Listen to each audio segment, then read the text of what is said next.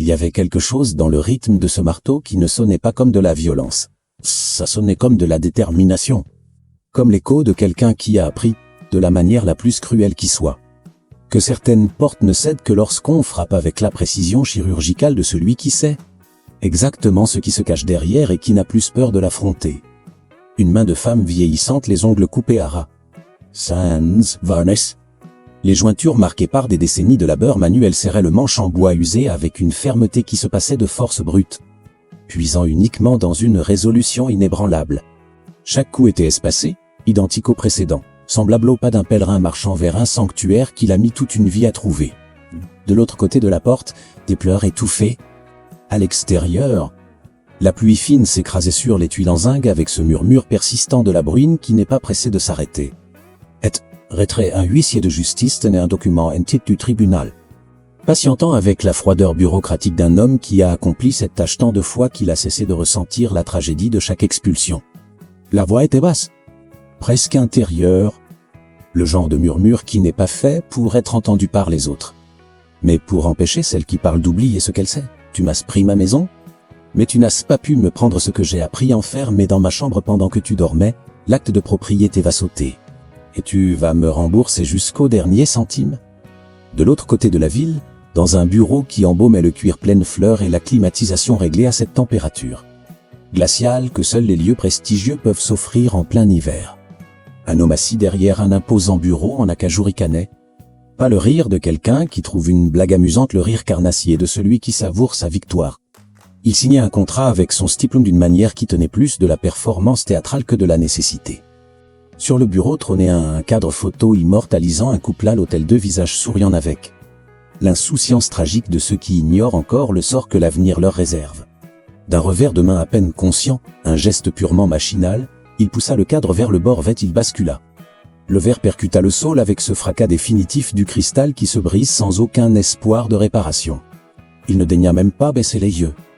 Mais pour comprendre comment une femme en arrive à marteler cette porte avec une telle rage, une telle voix, une telle certitude, il nous faut remonter à la source. Il nous faut découvrir cette maison, ce qu'elle incarnait, pour mesurer l'atrocité de l'avoir perdue. La maison du 43, rue des Azalées, n'était pas un château. C'était le genre de pavillon que l'on trouve dans les quartiers populaires des villes de province de plein pied, ceinturé d'un mur écrépi de blanc qui réclamait un coup de peinture tous les 2 ans, mais qu'il obtenait toujours parce que quelqu'un se souciait de son allure.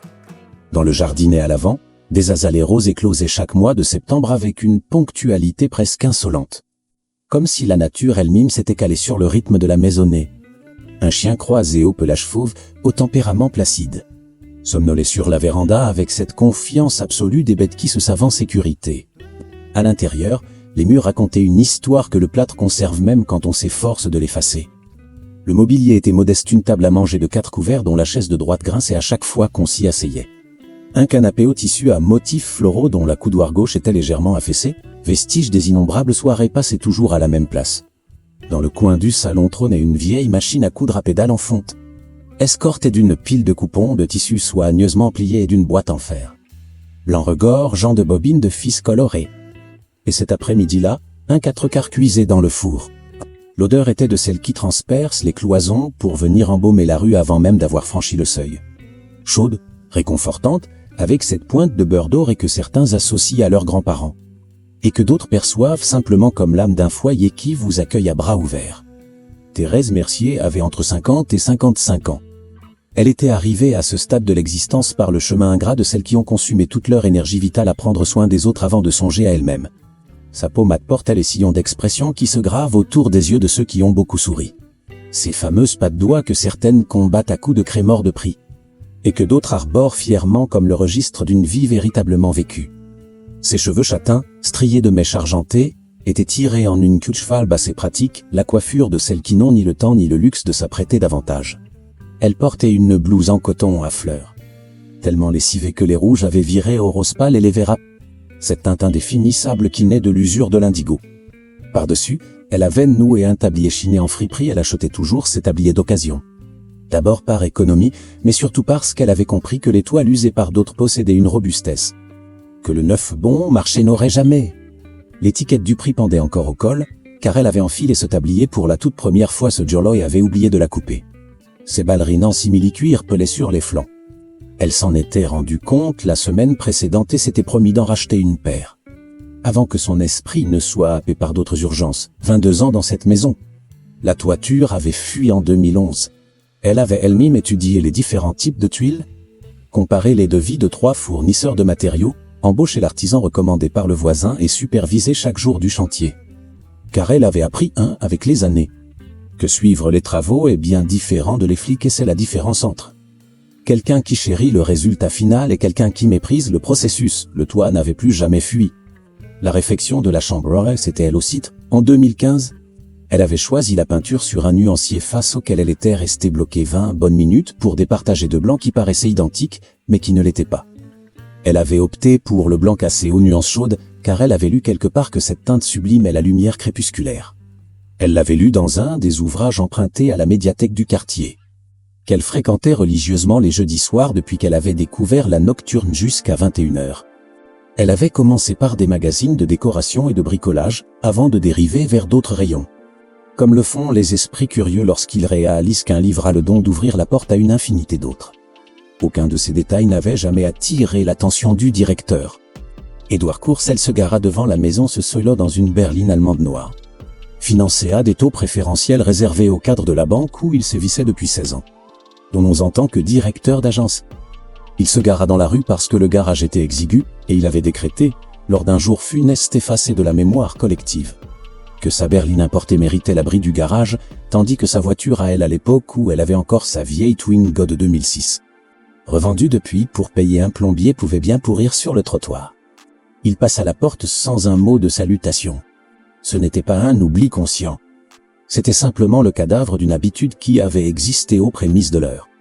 Mariage et qui s'était désintégré avec le temps, comme ces vieux pulls qu'on ne jette pas mais qu'on ne porte plus qu'en cas de nécessité absolue. L'odeur du Kotak saturait chaque pièce de la maison. Édouard Courcelles posa les yeux sur le moule que Thérèse venait d'extraire du four à la seconde près. La croûte parfaitement dorée. La vapeur exhalant ce parfum qui avait réchauffé cette cuisine d'innombrables fois au cours des 22 dernières années, il leva les yeux au ciel, exaspéré, encore ça. Sa voix claqua avec ce ton tranchant de celui qui ne pose pas une question, mais rend une sentence. On se croirait à la cantine d'une tôle. Il jeta sa luxueuse sacoche en cuir pleine fleurs sur le canapé pile sur la coudoir gauche. À l'endroit précis où le tissu était creusé par les habitudes et fila dans la chambre se changer sans ajouter le moindre mot. Thérèse resta figée, l'assiette à la main. La part de gâteau fumait doucement sur la faïence blanche à liseré bleu. Issue d'un service de 6 pièces déniché au plus des années plus tôt. Elle ne se rappelait plus du prix. Mais le souvenir du jour était intact un jeudi pluvieux où elle avait ramené son trésor emballé dans du papier journal dans le bus. Le couvant sur ses genoux avec la tendresse qu'on réserve aux choses fragiles. Elle déposa l'assiette sur la table. Ce qu'elle ignorait, c'est qu'elle n'avait aucun moyen de deviner en ce funeste tapas mais des cartes et des tabliers étiquetés. C'était que pendant qu'elle passait ses derniers mois à écumer la médiathèque le jeudi 2 à redécorer le salon dans sa tête et à choyer ses azalées. Édouard, lui, avait mis ces mêmes mois à profit pour paver sa porte de sortie. La stagiaire s'appelait Vanessa. Elle a 26 ans et un master en gestion qu'elle est traînée à la banque depuis 8 mois. Inutile d'étaler plus de détails pour saisir l'alchimie sordide qui s'était tissée entre eux. Car ce genre de vaudeville possède une trame universelle. Peu importe les prénoms, un homme d'âge mûr qui décrète que son confort ne lui suffit plus. Et une chair fraîche qui n'a pas encore subi assez d'usure pour paraître fade. Ce qui rendait l'histoire d'Édouard Courcelles particulièrement répugnante dans cette banalité affligeante, c'était l'orfèvrerie avec laquelle il avait prémédité son évasion. Il avait découvert grâce à la consultation discrète d'un avocat d'affaires qui se trouvait être un de ses gros clients qu'il existait une faille dans le droit des successions. Une brèche permettant le transfert d'un bien immobilier acquis avant le mariage à un parent du premier degré sans l'aval du conjoint, à condition de déguiser la manœuvre en réorganisation du patrimoine familial. Une astuce technique, vicieuse, le genre de faille tapis dans les angles morts du code civil que seuls les prédateurs en quête de sang parviennent à débusquer. Édouard l'avait cherché avec l'obsession du chasseur. La maison avait été achetée par son père 30 ans plus tôt et mise au nom d'Édouard alors qu'il était encore célibataire. 6 petits mois avant son mariage. Un détail juridique ensommeillé dans la poussière des registres notariaux pendant un quart de siècle, jusqu'à ce qu'un salaud décide de le réveiller pour frapper. La mère d'Édouard s'appelait Nicole. Soit 111 ans, des yeux reptiliens et glaciaux. Typique de ceux qui ont très tôt assimilé que l'affection est une devise qu'on ne gaspille pas à la légère. Elle avait jaugé Thérèse avec mépris dès le premier jour. Comme une intruse qu'on ne lui avait pas annoncée et qu'elle n'apprécierait jamais. Elle ne s'en cachait pas. Elle ne s'en était jamais cachée. Elle débarque un mardi après-midi, flanquée d'un huissier de justice. À la main, elle brandissait l'acte de propriété mis à jour, le document actant la donation du bien. Dûment certifié, blindé de tous les cachets officiels et exempt de la moindre irrégularité qu'un œil profane aurait pu contester. Thérèse ouvrit la porte, persuadée d'accueillir une simple visite. L'huissier lui tendit la sommation. Elle lut, relut. Le jargon juridique était si dense et alambiqué qu'il semblait délibérément conçu pour exiger qu'un initié le traduise aux misérables afin qu'ils comprennent leur propre condamnation. Mais l'essentiel était limpide: nom, adresse, date et la sommation brutale de libérer les lieux dans le délai légal imparti. Édouard était adossé à l'encadrement de la porte du couloir, les bras croisés, affichant ce sourire abject qu'arborent les despotes lorsqu'ils se croient brillants au détriment d'autrui. Tu n'as jamais rien compris au monde réel. Son ton suintait la fausse mansuétude de l'érudit expliquant l'évidence à un crétin. La vraie vie, ça, et ce n'est pas ta friperie crasseuse où tu négocies des haillons. La vraie vie, c'est le crédit, les garanties hypothécaires, les actes notariés. Des concepts de haute volée qu'une analphabète fonctionnelle de friperie ne pigera jamais. Teresa arracha ses yeux du papier pour affronter son regard. Ses mains tremblaient. Pas de faiblesse de la guerre intestine entre l'instinct de meurtre de son corps et le barrage imposé par la situation. Ses doigts se crispaient sur la lanière de son tablier. Ce vieux tablier chiné avec l'étiquette encore agrafée. Et dans cette crispation se condensait la mémoire bafouée de 22 années passées à chérir ces murs comme s'il s'agissait d'un être vivant exigeant son dévouement. Mais cette maison, sa voix se brisa. C'est moi qui ai refait la toiture. C'est moi qui ai peint la chambre. Tu n'as pas le droit de faire ça. Une pause déchirante. Où est-ce que je vais aller? Nicole fit un pas en avant. Son faux ongle en porcelaine pointe à la rue avec la précision chirurgicale de celle qui a aiguisé ce geste toute sa vie. Va dormir sous les ponts, t'avais qu'à faire des études. T'avais qu'à pas te contenter de vendre des chiffons pendant que mon fils bâtissait un empire. Ses petits yeux glaciaux déshabillèrent Thérèse de la tête aux pieds, un inventaire express pour juger ce qu'elle allait mépriser en premier. Tu es un boulet pour son plan de carrière? Dégage de ma maison. Il est difficile de croire que la cruauté humaine puisse atteindre de tels sommets, n'est-ce pas? Si cette injustice révoltante vous donne la nausée, laissez un like dès maintenant pour prouver que vous soutenez Thérèse dans son calvaire. La vieille valise en toile pourrissée en haut de l'armoire depuis des lustrelles avait servi pour leur dernier voyage en couple. Une visite chez la sœur de Thérèse en province avant que leur univers ne rétrécisse trop pour tolérer les évasions. Thérèse gava cette valise avec ce qu'elle put et ce qui comptait vraiment ses papiers d'identité. Quelques nippes, la boîte en métal renfermant ses vieilles photos, et le carnet de recettes de sa mère griffonné à l'encre fine. Le reste pour Iris. Non pas par détachement, mais parce que la résilience humaine est limitée par ce que deux bras peuvent porter. Elle empoigna un sac cabas de supermarché de l'autre main. Elle y avait jeté sa trousse de toilette, un roman entamé et sa paire de ballerines de rechange qui traînaient sous le lit et elle franchit la porte d'entrée. Elle s'immobilisa une seconde dans le jardin. Les azalées roses étaient en pleine floraison, septembre était arrivé avec sa ponctualité insolente. Et les plantes ignoraient tout de la boucherie qui venait de ravager l'intérieur du foyer, la fenêtre du salon s'ouvrit à la volée. Le cadre photo fendit l'air et s'écrasa sur le bitume détrempé par la pluie. Dans un fracas de verre qui scelle la fin des illusions. Le cliché du couple à l'hôtel gisait par mille était son deux visages souriants. Aveugle au carnage à venir, capturé au début d'une histoire dont il ne pouvait deviner l'épilogue macabre, Thérèse s'accroupit dans les flaques. Les éclats de verre frôlant ses doigts ne l'entaillèrent pas. Elle délogea la photo avec une douceur infinie, secoua la poussière de cristal, la plia délicatement en deux et, sans la moindre hésitation, la glissa dans son stioge contre son cœur, pas par romantisme mièvre, mais parce que c'était le coffre le plus sûr dont elle disposait dans ce naufrage. Elle se redressa, la valise cisaillant sa main droite et le sac sa main gauche. La bruine glaciale continuait de fouetter les tuiles en zinc du toit, ces mêmes tuiles qu'elle avait sélectionnées, qu'elle avait payées, qui avaient fait rempart contre les tempêtes pendant des années sans broncher. Parce qu'elle s'était personnellement assurée de leur pose impeccable, elle tourna le dos au massif d'azalées et avança sur les pavés trempés sous la pluie battante. Avec la démarche lourde d'une rescapée qui ignore encore sa destination, mais qui sait très bien vers quelle direction marcher. Et il y avait une lueur dans ses yeux imperceptible sur les traits de son visage, invisible sous les larmes que la pluie brouillait, mais bien vivante dans son regard qui n'avait rien à voir avec la résignation.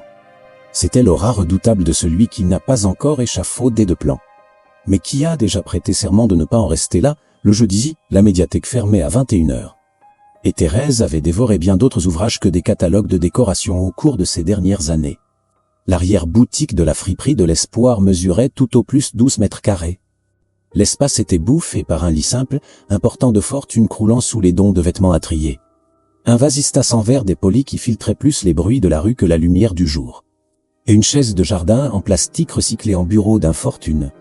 Madame Pierrette, la taulière de la friperie, lui avait offert ce cagibi avec la brutalité magnifique de ceux qui ne font pas de manière quand il s'agit d'être généreux. Tant que tu en auras besoin, lui avait-elle lancé sans fioriture, parce que le drame se passait de sous-titres. Il y avait un robinet d'eau froide dans le couloir et des sanitaires partagés avec le stock, c'était ça ou la rue. Thérèse avait planqué sa vieille valise sous le sommier, accroché ses maigres nippes sur des cintres en fil de fer, posé sa boîte de photos sur une étagère bricolée avec une planche et 2 parpaings, et dès l'aube suivante, elle s'était mise au boulot. La friperie de l'Espoir tournait dans un long boyau tapissé de rayonnage en contreplaqué grimpant jusqu'au plafond. Engorgé de portants compacts, typique des repères qui raflent les dons à la pelle mépena et coulent la came. L'endroit puait la lessive bon marché. La naphtaline et les relents fantômes de dizaines de vies anonymes ayant transpiré dans ses freins. La clientèle était locale, la mère de famille traquant le chemisier pour la messe du dimanche, le lycéen fauché chassant le Jean à 10 balles. Le retraité solitaire épluchant les vestons pour une cérémonie qu'il ne précisait jamais. Thérèse les choyait avec la dévotion de celle qui avait passé Vengdou en a soigné les autres sans que personne ne le lui demande. Mais une fois la grille métallique baissant, l'arrière-boutique mutait en sanctuaire. Le matelas était bien trop exigu pour faire office de lit et de bureau. Elle avait trouvé la parade à part le dos calé contre le mur glacé par un coussin usé. L'ordinateur portable en équilibre sur ses cuisses et la chaise en plastique rapprochée pour caler son cahier de notes. Le PC portable était une épave, une balafre diagonale fissurait la coque sans fousiller la carte mère. Mais hurlait que la machine avait survécu à un crash. L'écran grésillait péniblement durant les premières minutes d'allumage avant de stabiliser son image. Un rituel que Thérèse encaissait sans la moindre once d'impatience. L'écran ne crachait aucune série à l'eau de rose, il crachait du savoir. Le cursus universitaire à distance en droit bancaire et conformité réglementaire était dispensé par une faculté publique. Thérèse l'avait déniché après 40 minutes de fouilles sur un poste de la médiathèque municipale, cette même médiathèque des jeudis soirs, qu'elle avait d'abord infiltrée par routine. Puis par soif d'évasion, avant d'y développer une addiction viscérale qui dépassait l'entendement. Pour comprendre le miracle de cette inscription, il faut remonter l'horloge de quelques années. Il y avait une tirelire en céramique rose fuchsia, fendue sur le dos. Encastrée derrière le convecteur de la cuisine, dans l'interstice brûlant entre le radiateur et la faïence murale. Thérèse avait pris le pli 10, séquestré la petite monnaie, pas de l'épargne planifiée. Pas des billets, mais les pièces jaunes de 5 et 10 centimes crachées par la caisse du supermarché, vraiment du bus, du boulanger. Ces miettes financières que les beaufs laissent pourrir au fond d'un volet avant de les perdre. Elle l'avait nourrie avec un acharnement monastique, sans piper mot à quiconque, ayant très vite intégré que les véritables plans de survie prospèrent dans le silence absolu. Quand le porcelet eut atteint un poids critique justifiant son exécution, elle l'avait fracassé sur la toile cirée de la table à manger, profitant de l'absence du tyran. Elle avait empilé les pièces avec l'application maniaque de celle qui a tout son temps, car le destin du butin était scellé depuis des lustres. Le trésor couvrait les frais de scolarité. Il lui restait 7 € de marge. Elle avait validé le paiement en ligne depuis la médiathèque ou N. Judy Sawyer. Édouard n'en avait jamais rien su. La justification était limpide, inutile de s'attarder. Un soir de 2016, elle avait innocemment émis le souhait de suivre une formation de coupe et couture à la FPA. Il avait tout épargné son journal économique avec ce rictus de condescendance théâtrale. Une torture psychologique bien plus dévastatrice que des hurlements. Tu as à peine le bac en poche. Avait-il lâché avant de replonger dans ses cours de la bourse? Tu vas étudier quoi? La physique quantique du cintre en plastique. Elle avait suivi les cours de la FPA malgré tout. Mais elle l'avait fait dans la clandestinité. Le diplôme de droit bancaire et conformité réglementaire, elle le dévorait dans la même obscurité dissimulant ses classeurs. Sous les piles de pulls dans la commode quand le salaud rentrait plus tôt. Passant ses partiels en ligne sur son smartphone enfermé à double tour dans les toilettes, bachotant le volume du PC coupé après minuit. S'effondrant de fatigue sur ses polycopiés à 3 heures du mat, la gueule collée au thermos de café glacé. Elle avait un sanctuaire, un grand cahier à couverture noire, qu'elle avait gavé de notes obsessionnelles sur le système financier français. Sur les directives de la Banque de France, sur les protocoles de conformité stricts que les requins de la finance étaient sommés de respecter. et sur l'abattoir judiciaire qui les attendait en cas de fraude. Elle avait absolument tout assimilé. Pas l'apprentissage scolaire du cancre qui récite l'assimilation carnassière de l'affamé, qui désire tellement s'affranchir que l'architecture même de la loi vient s'encoder dans son propre code génétique. Pendant ce temps, à l'autre bout de la ville, le pavillon de la rue des Azalées avait mué. Les azalées roses du jardin avaient été arrachées au tractopelle pour vomir du grésséram blanc glacial. Le genre de dallage qui claque sur les magazines des codis, sublime sur le papier glacé mais d'une hostilité cadavérique dans la vraie vie car dépourvue de l'âme des matériaux vivants. La vénérable machine à coudre en fonte avait été dégagée vers quelle décharge. Mystère, balancé comme un cadavre encombrant. Dans le recoin du salon, à la place de la caisse office colorée, trônait désormais une cave à vin climatisée vitrée, irradiée par des LED bleutées de boîtes de nuit. Vanessa se pavanait dans le fauteuil qui trônait là depuis des suites de leurs 22 années de mariage, dont le velours était déformé par l'empreinte fidèle de l'épouse chassée. Elle sirotait une flûte de champagne, scrollant sur son iPhone, s'esclaffant d'une futilité avec l'inconscience crasse de ceux qui n'ont pas encore percuté que les sièges qu'ils squattent pu les tragédies de leurs prédécesseurs. Édouard avait mitraillé son nouveau salon aseptisé pour l'étaler sur les réseaux avec une légende qu'il jugeait brillante. Enfin débarrassé des antiquités. À moi la vraie vie de PDG. Le poste avait moissonné l'adulation des parasites qui ignoraient le massacre en coulisses ou qui le savaient mais s'en tamponnaient pourvu que le champagne coule à flot. Dans le cagibi de la friperie de l'espoir, le PC portable clignota avant de stabiliser son affichage. La session du module 8 s'était achevée 20 minutes plus tôt. Thérèse avait fermé le lecteur vidéo pour ouvrir 3 onglets vitaux le portail de la conservation des hypothèques, l'interface de consultation du FICP de la Banque de France, et la base de données du registre central des crédits qu'elle avait appris à cœur légalement lors du module 6, un Graal accessible sur accréditation, dévoilant le passif bancaire rattaché à chaque numéro de sécurité sociale. Elle s'était acharnée à maîtriser ce portail un mardi après-midi, rembobinant la vidéo tutoriel 3 fois de suite pour s'imprégner de chaque faille du système. La requête recracha ses secrets. Elle décortiqua les données au scalpel, relut puis se figea devant l'écran sans plus déchiffrer les lettres, laissant son cerveau convertir le brouillard de chiffrés de jargon juridique en une machination d'une limpidité terrifiante. Il n'y avait pas que la donation frauduleuse du bien immobilier. L'expropriation n'était que le paravent, la partie émergée de l'iceberg qu'elle s'était prise en pleine gueule avec la sommation de l'huissier et les griffes en porcelaine de la belle-mire la jetant dans la rue. Les ténèbres cachaient bien pire. Le pavillon blanchi avait été injecté en garantie croisée dans un crédit à la consommation colossale avec garantie hypothécaire, un montage toxique mais légal, que les banques valident à la chaîne. Sauf que ce montage abrite une anomalie qui aurait dû faire exploser les radars. La caution solidaire du prêt, c'était elle, pas Nicole, pas toi, elle Thérèse, avec son numéro de sécurité sociale. Ses revenus fictifs. Sa signature l'engageant comme avaliste sur une ligne de crédit de 800 000 € dont elle n'avait jamais vu la couleur, qu'elle n'avait jamais été conviée à ratifier, dont elle ignorait l'existence même. Sa signature avait été falsifiée de toutes pièces. La révélation la frappa avec l'évidence absolue des vérités qui se passent d'expertise en écriture. Elle n'avait jamais paraphé cette saloperie. Elle n'avait jamais foutu les pieds dans cette agence à cette date précise.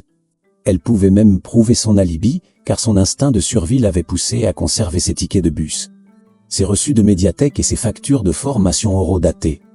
Sa voix, lorsqu'elle déchira le silence, était basse, vibrante de ce calme sépulcral qui succéda à la panique, l'état de grâce où l'individu absorbe un cataclysme trop massif pour que le cœur s'emballe, figeant le système nerveux pour traiter la bombe nucléaire avec le respect qu'elle exige. Il ne m'a pas seulement volé ma baraque. Ses yeux brûlaient, mais la voix était d'acier. Il a falsifié ma signature pour me coller garant sur une arnaque à 800 000 €. Un silence de mort. L'écran grésilla. Si l'inspection bancaire met le nez là-dedans, il est radié, il perd sa licence et il finit en tôle. Elle ferma les onglets avec une lenteur monacale. Puis elle les rouvrit pour sauvegarder chaque preuve, imprimant virtuellement les écrans en PDF, copiant manuellement chaque numéro de protocole dans le cahier noir avec la calligraphie chirurgicale de l'élève qui sait que la frontière entre la preuve irréfutable et la poussière numérique réside dans l'obsession de l'archivage. Il l'avait traité d'analphabète fonctionnel. Il l'avait humiliée en affirmant qu'elle n'entravait rien au crédit, aux garanties hypothécaires, aux actes notariés. Il n'avait pas tort à l'époque, il avait craché son venin en novembre de l'année précédente. Net devant son ignorance était abyssale. Mais entre novembre et cette nuit illuminée par un écran défaillant et un cahier noir de sueur, s'étaient écoulés des mois de café glacé. de partiels passés sur les chiottes, de cours décortiqués jusqu'à la nausée et d'effondrements de fatigue sur des manuels obscurs à 3 heures du matin. Et aujourd'hui, elle maîtrisait la matrice. Elle maîtrisait le crédit. Elle maîtrisait le nantissement. Elle maîtrisait l'acte notarié. Elle déchiffrait le crédit hypothécaire, la garantie croisette, l'usurpation d'identité sur contrat bancaire. Elle savait précisément quelles autorités de contrôle avaient le pouvoir de recevoir sa plainte. Et la méthodologie balistique pour l'armée afin qu'aucun directeur ne puisse la glisser sous le tapis. Il avait traité d'analphabète. Et pourtant, elle avait appris à décrypter les lignes de code de l'escroquerie qu'il avait lui-même orchestrée. Ignorant qu'il s'était forgé ses propres menottes. Si vous croyez viscéralement que l'éducation est l'arme de destruction massive par excellence, laissez votre like pour prouver que vous faites bloc avec Thérèse. Le vasistas en verre d'épaule y laissait suinter les bruits de la nuit, un chien au loin, un moteur au ralenti. La pluie qui avait repris ses droits avec l'acharnement des giboulées d'automne qui ne vous lâchent plus. Thérèse referma le cahier noir. Déposa délicatement le stylo habillé sur la couverture. Rabattit l'écran du PC.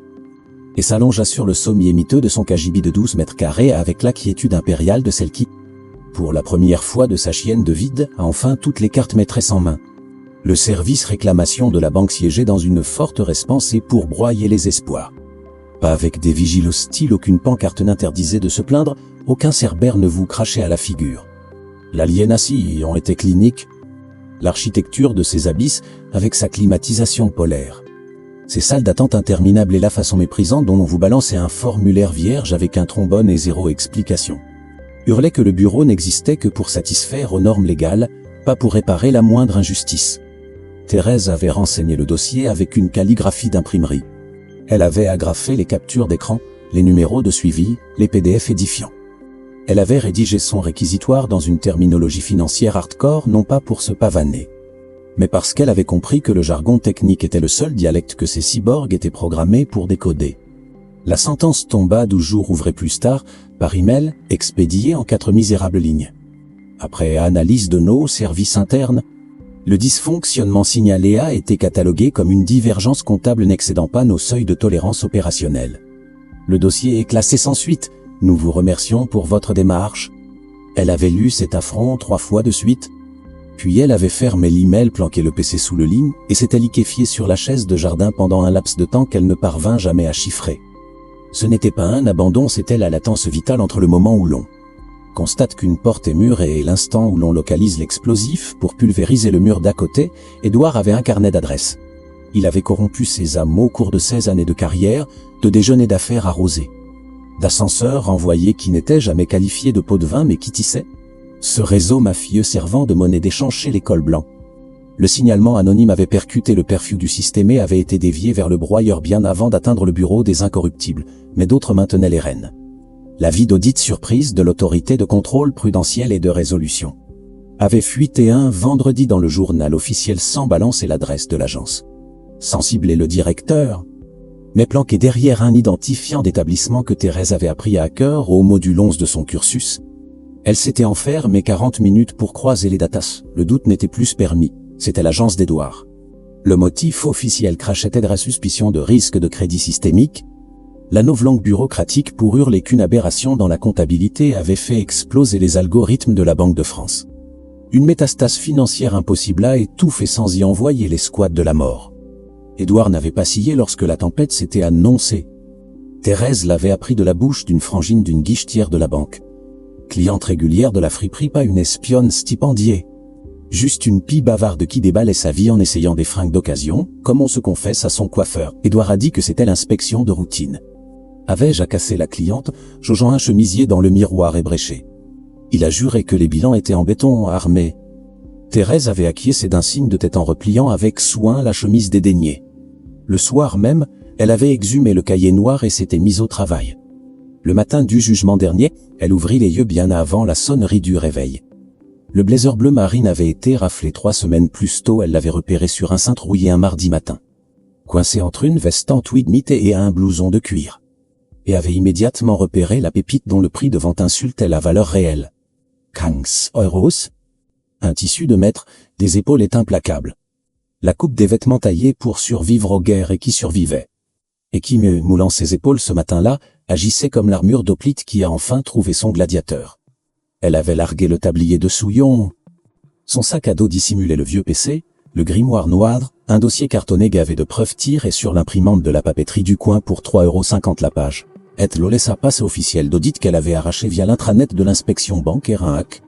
Légal assimilé au module 14, une procédure obscure pondue par le régulateur autorisant les auditeurs externes à infiltrer les commissions d'enquête sur requête protocolée.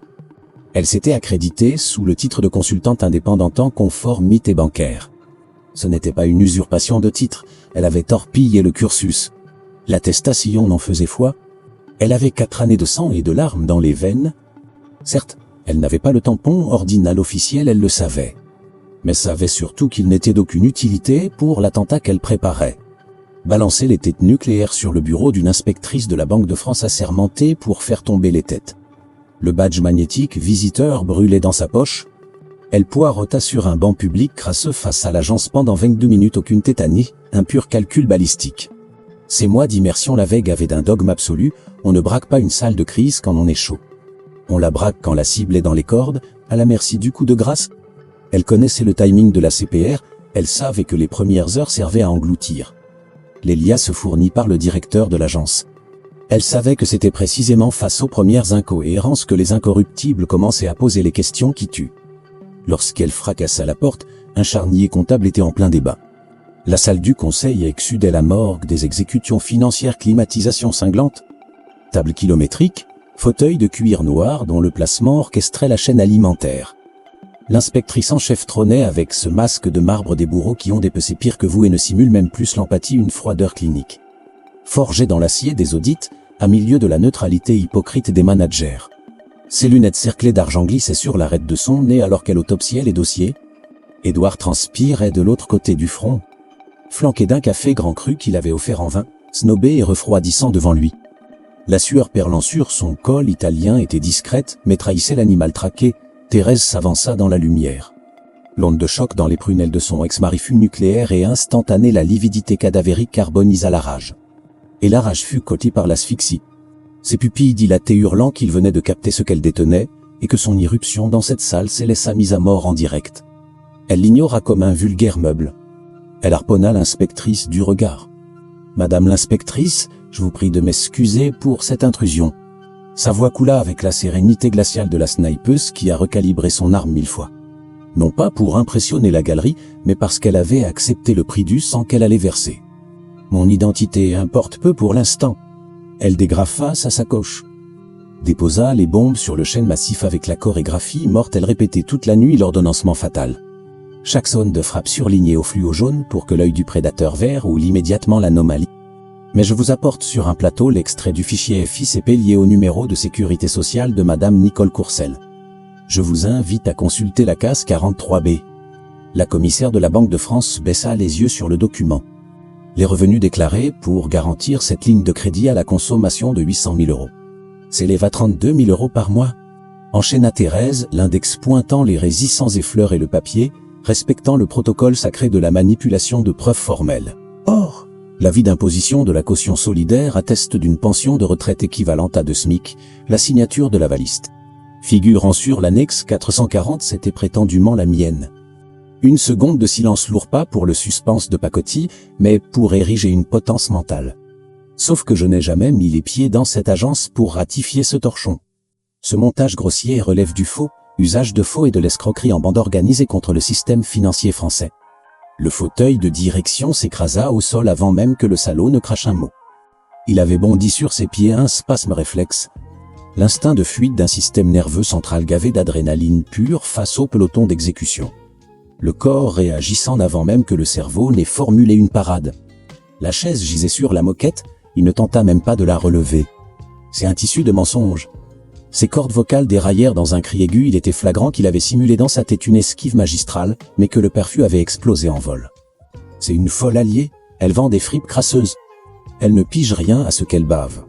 Un blanc terrifiant où sa fureur s'accoupla à son désespoir pour enfanter la pire des abjections. C'est juste là vendetta pathétique d'une femme larguée. L'inspectrice en chef ne lui accorda pas un battement de cils, elle transperça Thérèse de son regard. Elle analysa les liasses, l'uniforme bleu marine à 15 balles. Le dossier jaune fluo de l'apocalypse. Cette femme fantôme débarquait avec un code d'accréditation blindé qui venait de poser la bombe thermonucléaire sur la table avec la dextérité clinique d'un artificier qui connaît le code de désamorçage.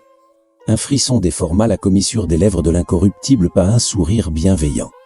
Non, le rictus prédateur est sadique du grand inquisiteur qui déniche au fond des chiottes la pièce maîtresse du puzzle sanglant qu'il cherchait depuis des mois. Madame, la voix claqua comme un couperet institutionnel.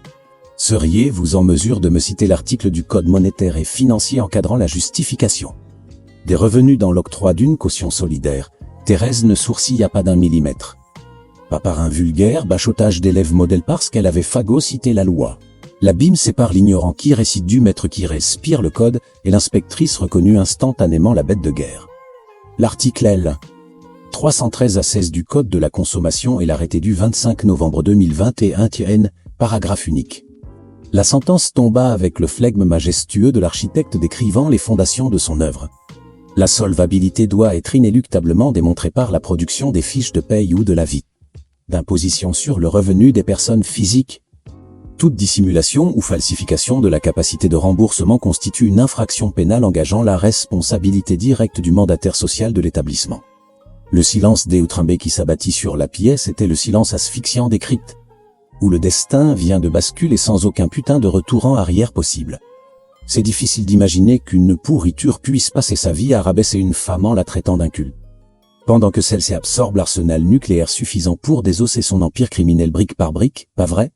Si vous pensez, vous aussi, que le savoir est l'arme de destruction massive ultime, détruisez le bouton like pour prouver que vous êtes du côté de Thérèse dans cette guerre.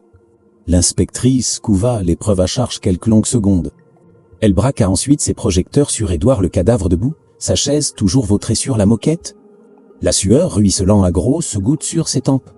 L'arrogance de son costume sœur totalement pulvérisé par l'impact létal de l'article 18, paragraphe unique de l'arrêté du 25 novembre 2021. Puis elle ramena ses yeux vers Thérèse et le rictus sadique de tout à l'heure s'épanouit en un véritable sourire de tueur à gages restreint. Implacable, le genre de gratification qu'éprouve l'assassin lorsqu'un anonyme lui livre la tête de sa cible sur un plateau d'argent. « Je vous en prie, asseyez-vous », ordonna l'inspectrice. « Nous allons avoir besoin d'allonger la séance. La curée dura 11 jours. » L'abattoir n'était pas programmé pour s'éterniser sur 11 jours. Le protocole expéditif prévoyait 3 jours de perquisition pour les agences de province visées par des alertes systémiques mineures. Mais quand la commissaire tira sur la première ficelle de la pelote radioactive balancée par Thérèse dans son armure bleu marine, la monstruosité qui remonta à la surface dépassa l'entendement. Ce n'était pas une bavure. C'était une industrie de l'escroquerie. Il y avait des dizaines d'autres propriétés, des myriades de numéros de sécurité sociale de retraités séniles, aspirés comme caution dans des gouffres financiers qu'ils n'avaient jamais validés et qu'ils auraient été incapables de déchiffrer.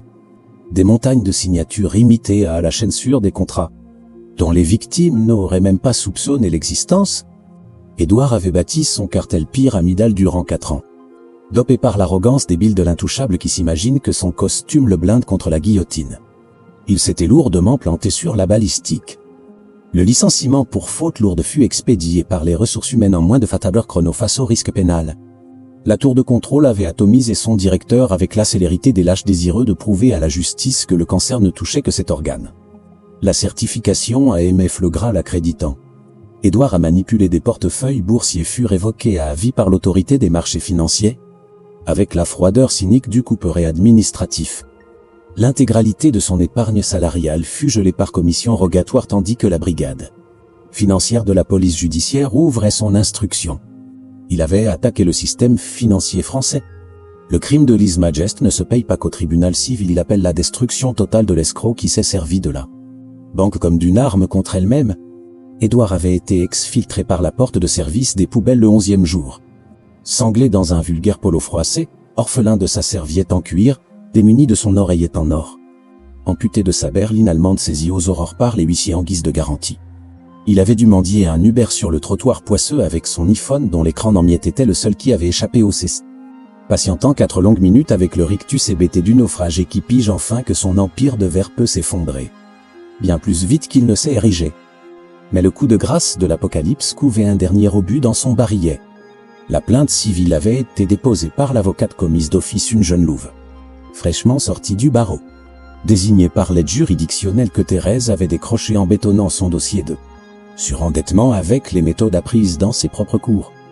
La pénaliste avait dévoré le dossier à charge avec des yeux de prédateur. Posez 3 cols techniques que Thérèse avait annihilés sans sourciller. Avant de sceller le pacte, vous maîtrisez mieux la jurisprudence de ce bordel que je ne l'aurai assimilé dans 10 ans de cabinet. On va le saigner à blanc. L'assignation en nullité de la donation immobilière atterrit sur le bureau du juge avec 2 requêtes anti-char. La première, Ray. L'organisation frauduleuse d'insolvabilité l'action polienne. La cession du pavillon maternel avait été actée alors que la petite frappe avait déjà lourdement hypothéqué le bien. Ce qui constituait une parade mafieuse caractérisée pour soustraire l'actif au nez et à la barbe des créanciers. La seconde, le vice de consentement pur et dur Thérèse avait été spoliée de la jouissance d'un foyer qui, peu importe l'acte d'achat célibataire, avait été en grès et cède.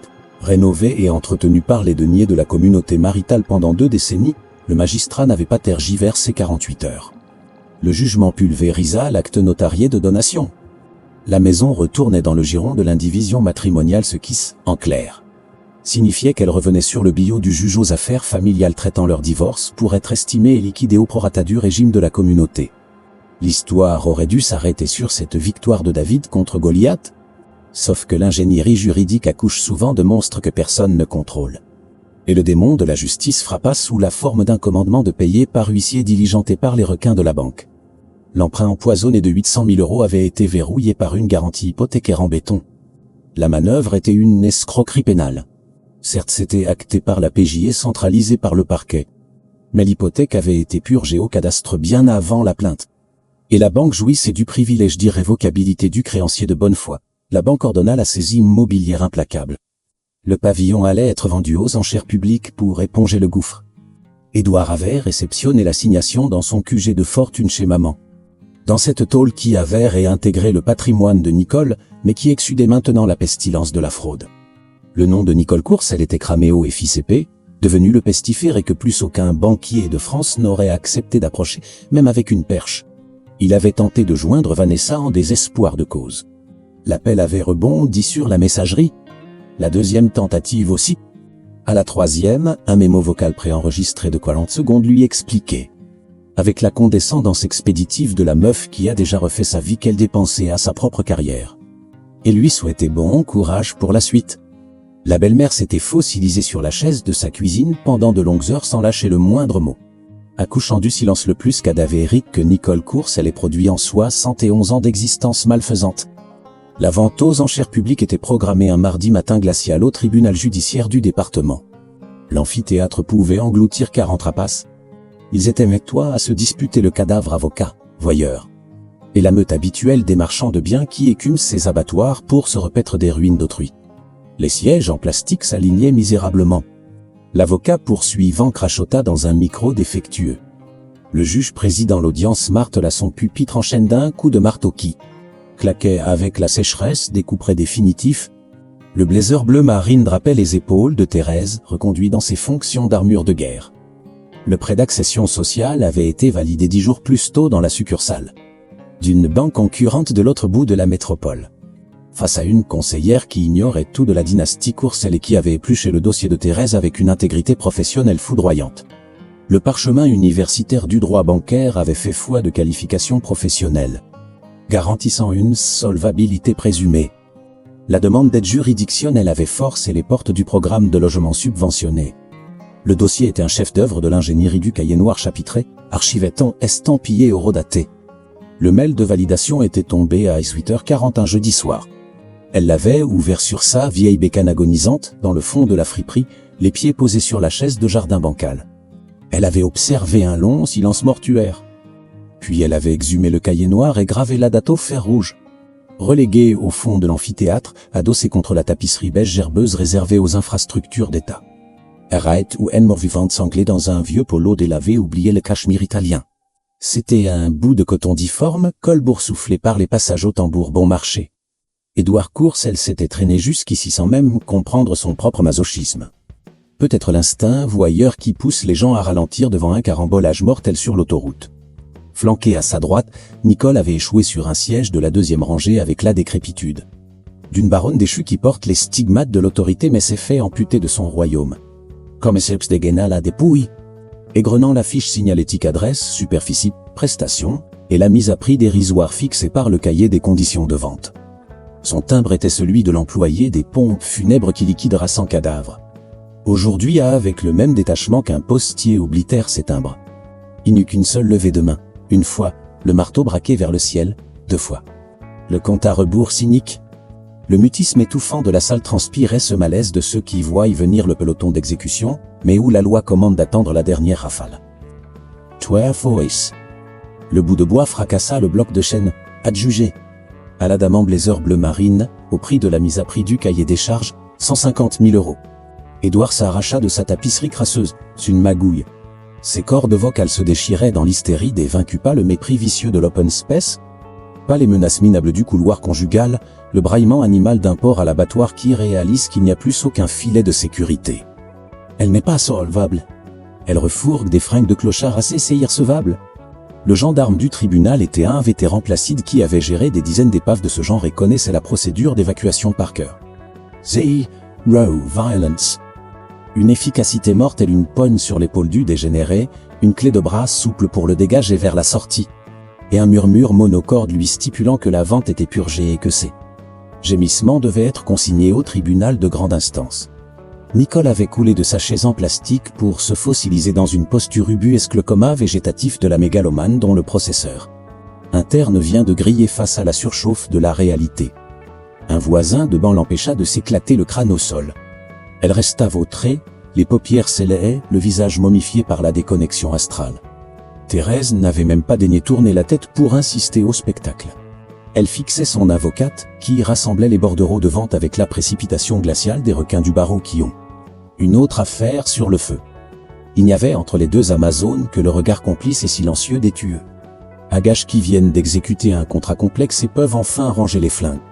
Je vous regarde droit dans les yeux, maintenant à la place de Thérèse, après cette descente aux enfers, le tablier, la flotte glaçante. Le cagibi de 12 mètres carrés, les nuits blanches de torture sur les polycopiers. Auriez-vous eu la force de franchir les portes du tribunal dans ce putain de blazer pour donner les stockades? Ou auriez-vous fini par lâcher l'affaire, broyé par le système? Aiguisez vos claviers dans les commentaires, je veux savoir ce que vous avez dans le ventre. Le marteau avait frappé.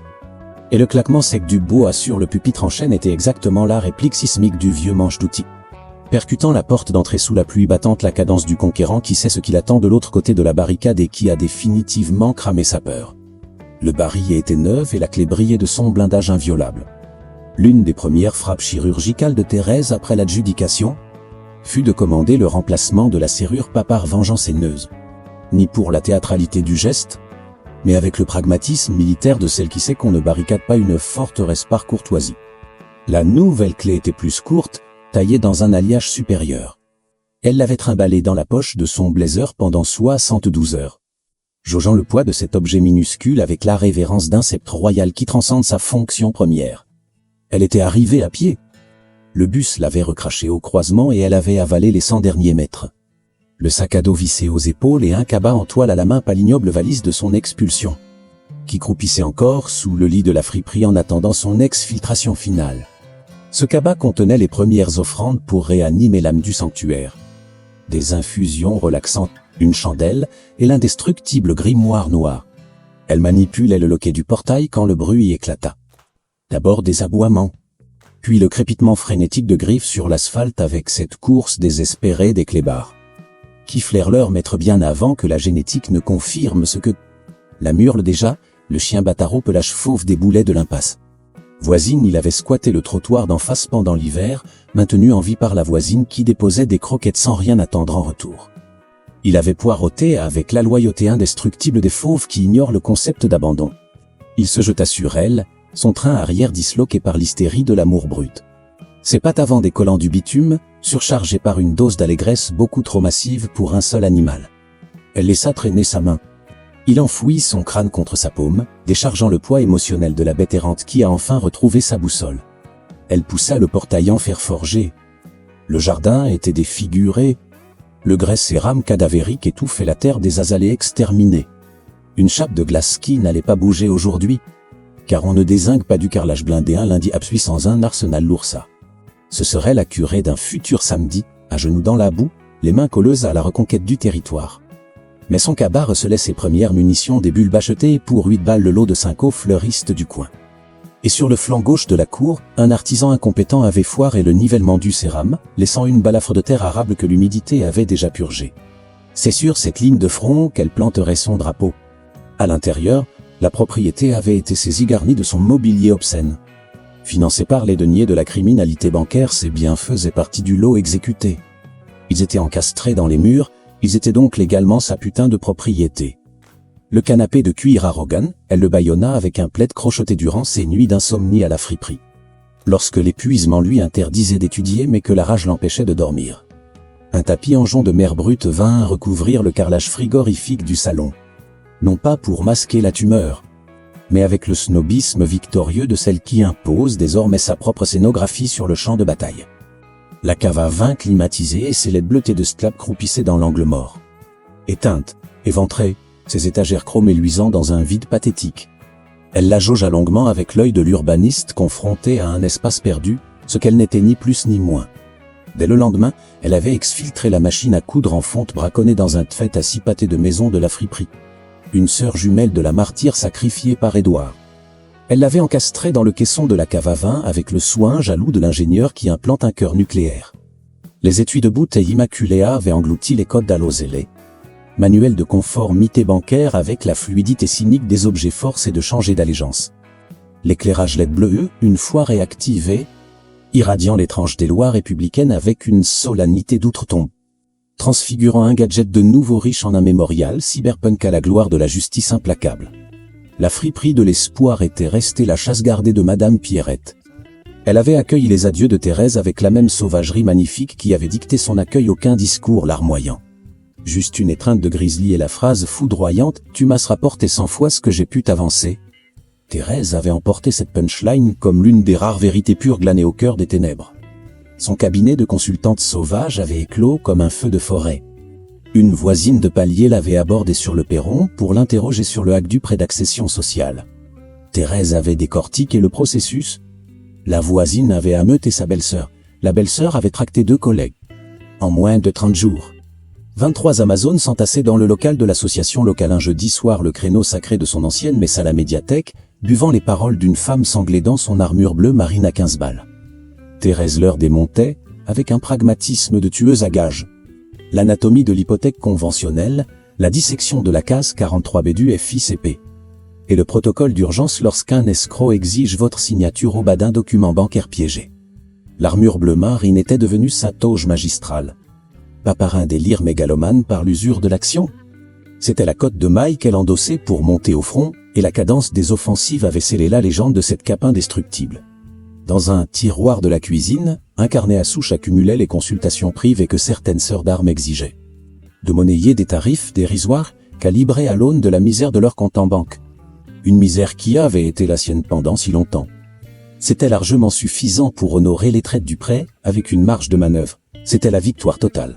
Il y eut un pesmi louche, le genre de trompe d'eau qui atomise le pavé dès le matin et martèle.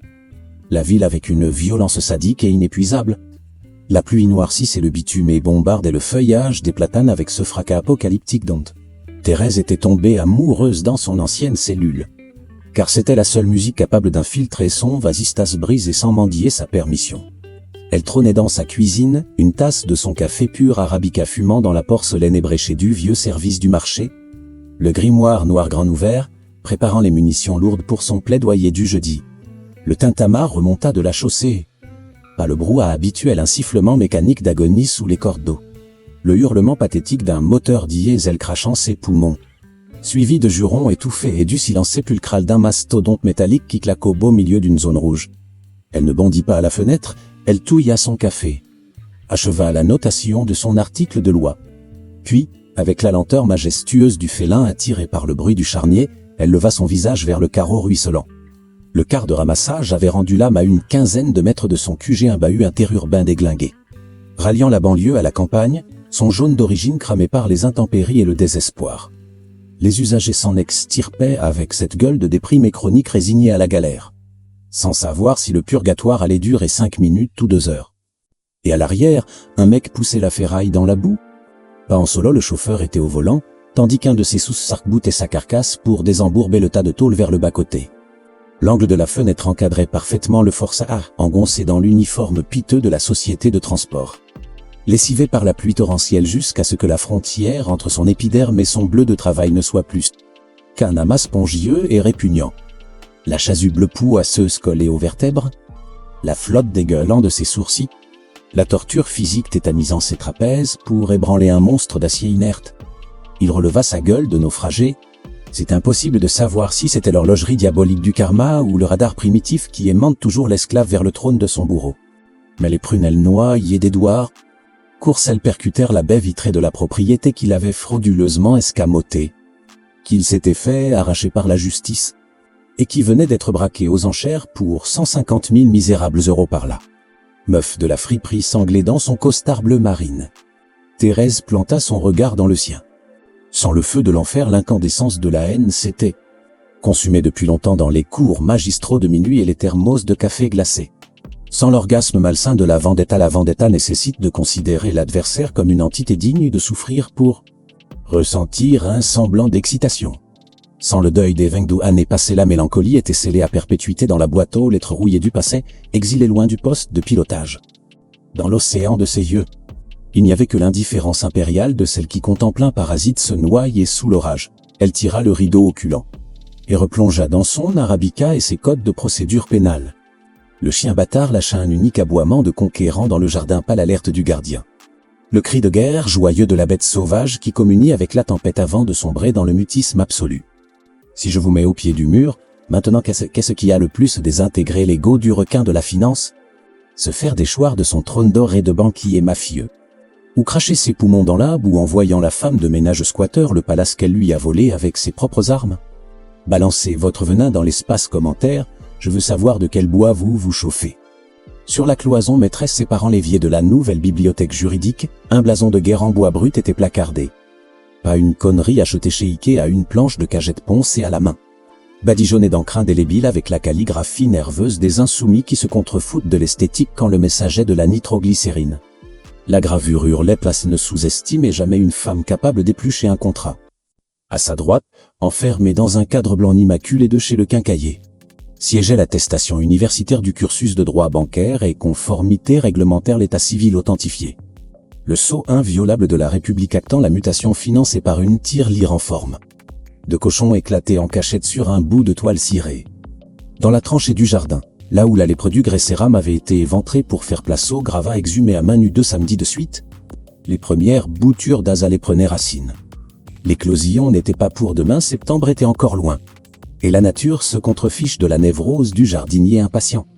Mais les racines gorgeaient la flotte du déluge, le socle était verrouillé, et le sanctuaire vibrait de cette invincibilité silencieuse qui précède l'explosion de la Renaissance. Cette légende urbaine nous grave dans le crâne que l'arsenal du savoir est le seul putain de coffre que l'État ne peut ni geler, ni saisir, ni exproprier. Que l'érudition arrachée dans la clandestinité morbide des nuits d'insomnie, l'écran explose et les litres de caféine frelatés. À la puissance de frappe nucléaire pour reprendre par la force tout ce que la mafia en col blanc pensait vous avoir racoté à vie. Si vous êtes de la trempe de ceux qui kiffent ces récits de vengeance chirurgicale et de résilience hardcore, abonnez-vous et activez l'alarme pour rejoindre la meute. Le savoir est l'arme fatale qu'aucune saisie ne pourra jamais perquisitionner. Bienvenue dans la famille.